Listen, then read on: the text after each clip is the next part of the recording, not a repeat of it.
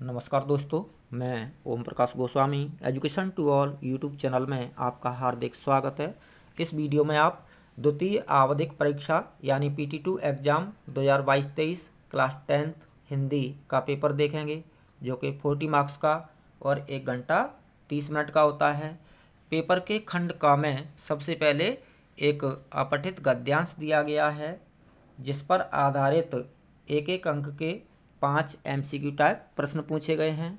दोस्तों, अपठित गद्यांश को आप इस तरह हल कर सकते हैं कि एक बार अपठित गद्यांश को जल्दी जल्दी पढ़ें, उसके बाद उस पर आधारित प्रश्नों को पढ़ें और प्रश्नों को पढ़ने के बाद एक बार फिर से ध्यानपूर्वक समझते हुए यदि अपठित गद्यांश को पढ़ा जाएगा तो निश्चित रूप से आप उस पर आधारित प्रश्नों को हल कर पाएंगे। ये अपठित गद्यांश आप पढ़ सकते हैं। ये राम कुमार वर्मा जी और उनकी एकांकियों पर आधारित अपठित गद्यांश है। इस पर आधारित प्रश्नों को आप देखिए। मैं अपठित गद्यांश को पढ़ चुका हूँ।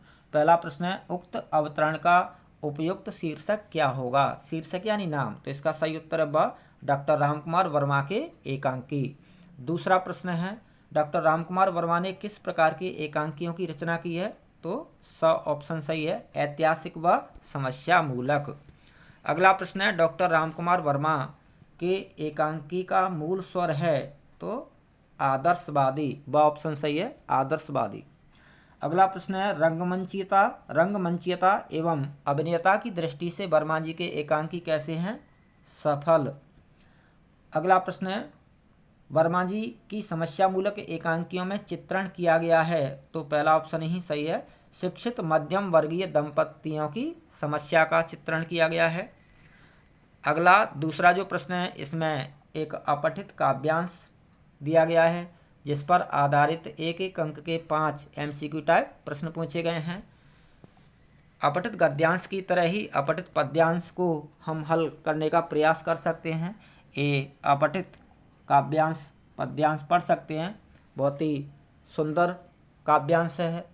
मुक्त करो नारी को मानव चिरबंदनी नारी को, युग युग की बर्बर कारा से जनन सखी प्यारी को, छिन्न करो सब स्वर्ण पास उसके कोमल तनमन से, तनमन के छिन्न करो सब स्वर्ण पास उसके कोमल तनमन के, वे आभूषण नहीं दाम उसके बंदी जीवन के, उसे मानवी का गौरव दे पूर्ण सत्व दो नूतन, उसका मुख जग का प्रकाश हो उसे अंध अवगुंठन, उठें अंध अवगुंठन, मुक्त करो जीवन संगनी को जनन देवी को आदृत, जग जीवन में मानव के संग, जग जीवन में मानव के संग हो मानवी प्रतिष्ठित, प्रेम स्वर्ग हो धरा मधुर नारी महिमा से मंडित, नारी मुख की नव किरणों से युग प्रभाव हो ज्योतित। ये अपठित काव्यांश है, जिस पर आधारित प्रश्न आप देख सकते हैं। पहला प्रश्न है, कवि नारी के आभूषणों को उसके अलंकरण के साधन ना मानकर उन्हें किन रूपों में देख रहा है? तो दूसरा ऑप्शन सही है, जीवन के बंधन के रूप में। अगला प्रश्न है, कवि नारी को किन दो गरिमाओं से मंडित कर रहा है? तो इसका सही उत्तर है अ, मानवी तथा मातृत्व की। अगला प्रश्न है, कवि मुक्त नारी को किन रूपों में प्रतिष्ठित करना चाहता है? संसार को प्रेम से पूरित करने वाली के रूप में, युग को प्रकाश देने वाली के रूप में, संसार मानव के साथ प्रतिष्ठित मानवी के रूप में। तो इसका सही उत्तर है द उपरोक्त सभी। अगला प्रश्न है, कवि पद्यांश में किसका समर्थन कर रहा है? तो ब ऑप्शन सही है, समाज में नारी के प्रतिनिधित्व का। अगला प्रश्न है, स्वर्ण पास में कौन सा समास है? कर्मधारय समास। पेपर का खंड ख, जिसमें व्याकरण से संबंधित प्रश्न पूछे गए हैं, और जो प्रश्न संख्या तीसरा है, इसमें एक एक अंक के 4 प्रश्न पूछे गए हैं वाक्य से संबंधित। पहला प्रश्न, चश्मे का चौड़ा काला फ्रेम मूर्ति को पहना दिया गया था, मिश्र वाक्य में बदलिए। तो इसका मिश्र वाक्य होगा, जो चश्मे का चौड़ा काला फ्रेम था वह मूर्ति को पहना दिया गया था। अगला प्रश्न, जैसे ही वर्षा हुई वैसे ही मोर नाचने लगे। रचना की दृष्टि से वाक्य का भेद है मिश्र वाक्य। अगला प्रश्न है, मैंने उसे बहुत समझाया लेकिन वह नहीं मानी। सरल वाक्य में चेंज करना है। तो इसका सही ऑप्शन है स, मेरे बहुत समझाने पर भी वह नहीं मानी। अगला प्रश्न है, मेरे जीवन का लक्ष्य है कि मैं डॉक्टर बनूं। वाक्य में रेखांकित शब्द है, यानी मैं डॉक्टर बनूं, संज्ञा उपवाक्य। अगला प्रश्न है, हर्षिता बहुत विनम्र है और सर्वत्र सम्मान प्राप्त करती है। रचना के आधार पर वाक्य भेद है, तो इसका वाक्य भेद है मिश्र वाक्य। सही उत्तर है मिश्र वाक्य।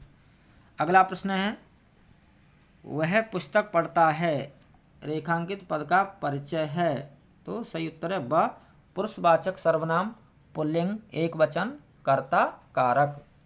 अगला प्रश्न है, बाजार से कुछ सामान ले आओ, कुछ शब्द का पद परिचय दीजिए। तो इसका सही पद परिचय है पुल्लिंग, अनिश्चित संख्यावाचक विशेषण और विशेष्य सामान। अगला प्रश्न है, आजकल हमारा देश प्रगति के मार्ग पर बढ़ रहा है, रेखांकित शब्द का पद परिचय है आजकल का। तो क्रिया विशेषण, कालवाचक, बढ़ रहा है क्रिया का विशेषण। अगला प्रश्न है, वह कौन है, रेखांकित शब्द का पद परिचय दीजिए। कौन, तो इसका सही पद परिचय है ऑप्शन है द, प्रश्नवाचक सर्वनाम, एक वचन। अगला प्रश्न है, हर्षिता निबंध लिख रही है, रेखांकित पद का परिचय है। तो ऑप्शन सही है, सकर्मक क्रिया, स्त्रीलिंग, एक वचन, वर्तमान काल, कर्तृवाच्य।